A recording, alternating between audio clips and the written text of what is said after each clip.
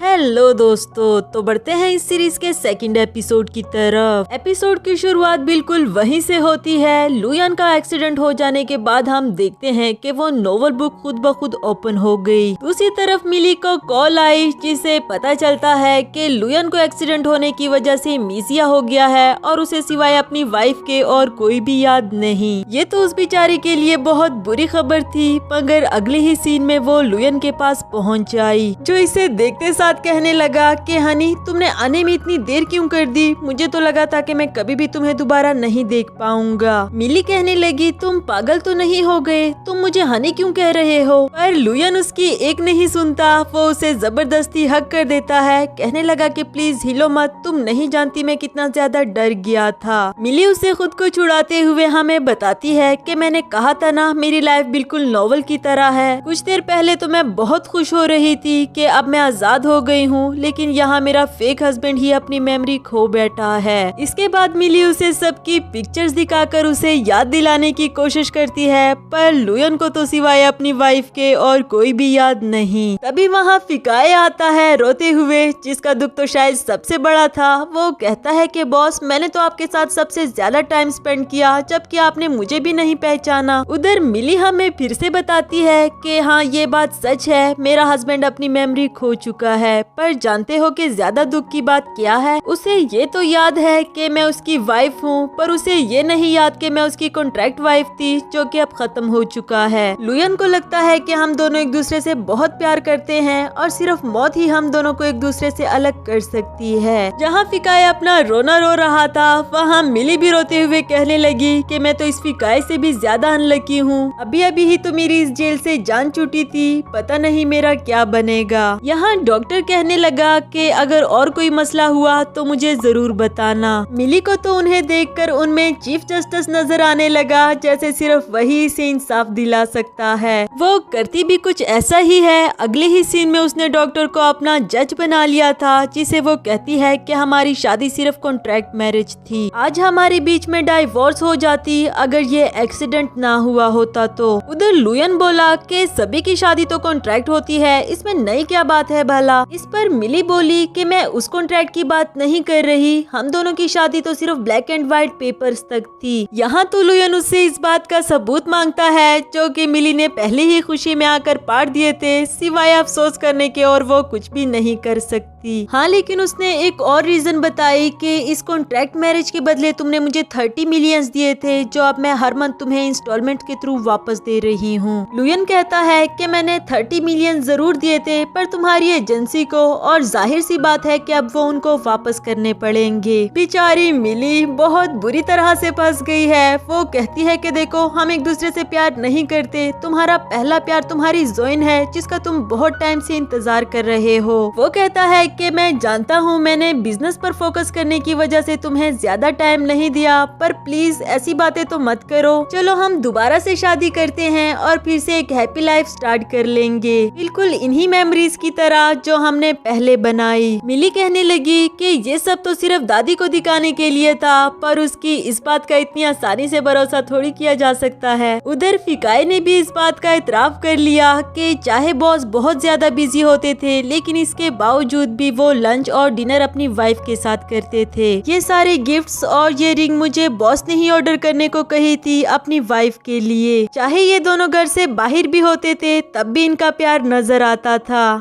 असल में जो उसने पहले देखा था उस पे भी मिली की ही गलती थी। वो दिल ही दिल में सोचने लगी कि ए ऊपर वाले, मैंने तो अपने ही पाँव पर कुल्हाड़ी मार दी। खैर, इससे ज्यादा बुरा तो ये था कि लुयान को लगा कि उस रात मिली मुझसे नाराज होकर मुझे छोड़कर जा रही थी और मैं उसे मनाने के लिए उसे रिंग देने वाला था, ताकि हम दोनों दोबारा से शादी करके हैप्पी लाइफ स्टार्ट करे। बेचारी मिली, उसके पास तो प्रूफ देने को कुछ भी नहीं बचा। उधर जज साहब ने भी अपना फैसला सुना दिया कि लुयान और मिली एक दूसरे से बहुत प्यार करते हैं, तुम दोनों को एक दूसरे के साथ ही रहना चाहिए। इधर मिली ऑब्जेक्शन करते हुए कहने लगी कि तुम तो अपनी मेमोरी खो चुके हो ना, फिर तुम्हें अपने मोबाइल का पासवर्ड कैसे याद था? इसका जवाब भी लुयान ने बहुत मजे से दिया। वो कहता है कि जब मैं होश में आया तो मुझे मेरी प्यारी बीवी के अलावा और कोई भी याद नहीं था, तो फिर ऐसे कैसे हो सकता है कि मेरे मोबाइल का पासवर्ड मेरी प्यारी सी वाइफ का बर्थ डेट ना हो? यानी कि वो बेचारी किसी भी तरह सच्चाई को प्रूव नहीं कर पा रही और उधर जज साहब भी इतना ज्यादा टची हो जाते हैं कि उनके आंखों से आंसू आने लगे। वो कहता है कि आज का कोर्ट यहाँ पर खत्म होता है, अब तुम दोनों जाओ और अपनी नई शादी मनाओ। जहाँ बाकी सब खुश हो रहे थे वहाँ मिली का बुरा हाल था, मगर कहीं न कहीं उसे गलती भी अपनी लगती है। नेक्स्ट सीन में हम देखते हैं कि लुयन ने तो जज साहब की बातों को कुछ ज्यादा ही सीरियस ले लिया था। वो मिली के साथ अपनी फर्स्ट नाइट स्पेंड करने के बारे में सोचता है, जबकि मिली सब कुछ जानते हुए ऐसा कैसे होने दे सकती थी। ऊपर से उसे विजन्स आने लगे कि अगर उसने लुयन को नहीं रोका तो अगले चंद लम्हों तक वो कितना आगे तक जा सकता है।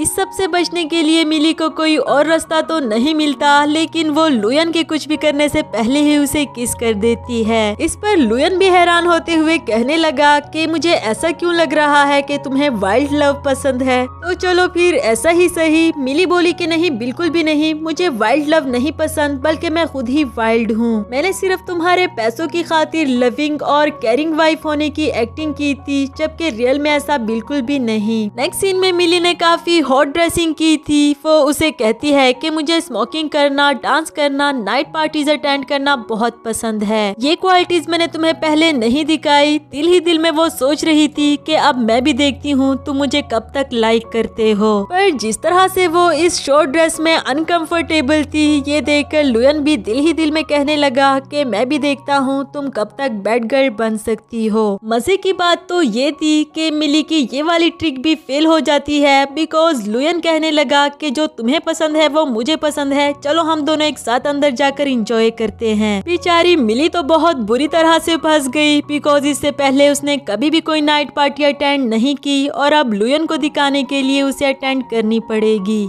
क्लब में इंटर होने के बाद वो काफी ज्यादा नर्वस थी, लेकिन फिर भी खुद पर कंट्रोल करती रही और लुयन से कहती है कि तुमने इतने फॉर्मल कपड़े पहन रखे हैं, इसलिए तो लोग मुझे भी अजीब नजरों से घूर रहे हैं। इसीलिए वो अपना ब्लेजर उतार देता है, पर वो ये बात तो जरूर जानता था कि मिली यहाँ पर बिल्कुल भी कंफर्टेबल फील नहीं कर रही। खैर यहाँ मिली को कोई आवाज देता है और वो खुश होकर कहने लगी कि फाइनली वो लड़का पहुँच आया। पर जैसा उसने सोचा था कि कोई हैंडसम सा लड़का होगा, पर ये तो वैसा बिल्कुल भी नहीं निकला। नेक्स्ट सीन में लुयन उस लड़के को घूर घूर कर देखता रहा और मिली दिल ही दिल में कहती है कि जिन की बच्ची, तुम्हें यही लड़का मिला था मेरा फेक बॉयफ्रेंड बनाकर बेचने के लिए। जहाँ जिन भी उसकी इमेजिनेशन में कहती है कि सॉरी दीदी, आपने इतना जल्दी में बोला था कि मुझे बस अपना ये हाई स्कूल मेट ही मिल पाया। खैर अब तो जो होना था वो हो चुका। मिली अपनी एक्टिंग को कंटिन्यू करते हुए कहती है कि ये मेरा बॉयफ्रेंड है, हम दोनों बहुत अरसे से एक दूसरे से प्यार करते हैं।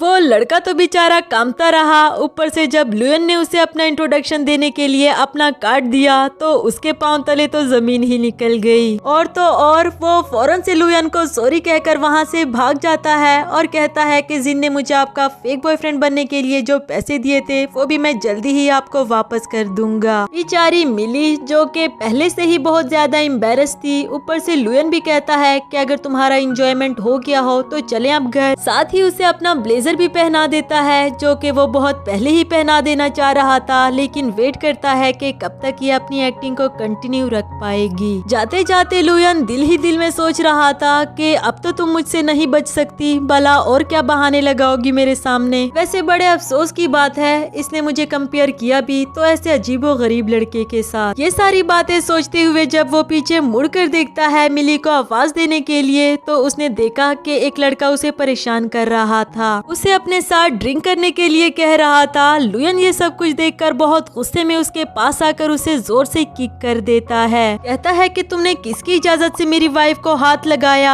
ये गलती तुम्हारी पहली है, इसलिए शुक्र करो कि तुम जान से नहीं गए। इसके बाद वो मिली को उठाते हुए घर लाने लगा, जबकि वो इसे खुद को नीचे उतारने के लिए कह रही थी, पर लुयन उसको इस बार खामोश रहने के लिए कहता है और अपने घर लाकर ही नीचे उतारा। मिली को तो उस पर काफी ज्यादा गुस्सा आ रहा था कि ये मेरे साथ जबरदस्ती कैसे कर सकता है। वेल यहाँ इन दोनों के बीच में एक रोमांटिक सा सीन होता है और इसी के साथ हमारा ये वाला एपिसोड भी खत्म हुआ।